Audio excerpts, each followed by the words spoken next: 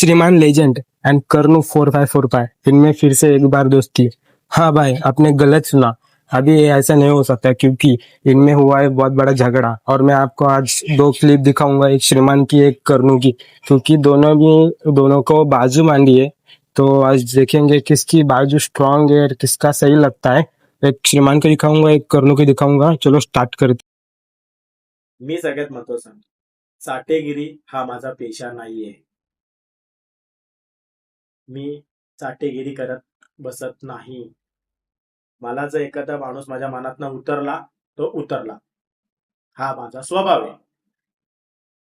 अभी श्रीमान के देखते वीडियो देखते क्या बोलता है वो, और वही कमेंट में बताओ आप भी क्या सही है क्या गलत है। हा आपण वेगळे झालो तरी मी कधी विचार नाही करणार की नवीन पोरं जमू. अरे कोलॅबरेशनसाठी मोठे युट्यूबर वगैरे बोलतात, कधी कोलॅब करते इधर चलो उधर नाही. मला माझे मित्र पाहिजेत. मी मीटअपला गेलो, माझे मित्र पाहिजेत. इकडे मित्र तिकडे मित्र. आणि मित्र काय करतोय? हा काय नाही केलं रे तुझ्यासाठी? लाईव्ह वरती ते रडणं बंद कर. जे आहेस ना रिअल ते दाखव. बिंदास दाखव जसा मी दाखवतोय. हे नको करू, कळलं ना? एवढे दिवस मी शांत आहे भावनो, मी कधीच या गोष्टी करत नाही लाईव्ह वरती. पण इतका हा त्रास आहे ना, त्रास हा.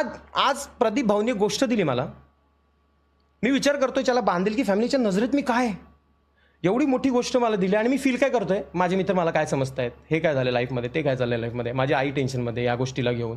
मग आई बोलते जाऊ दे नको रे, काय बोलू, फुकट भांडणं नको, हे नको. आई तेच बोलते. आई घाबरते ना रे, एकुलता एक पोरगा आहे, मी घाबरणारच आहे मला त्या गोष्टींना.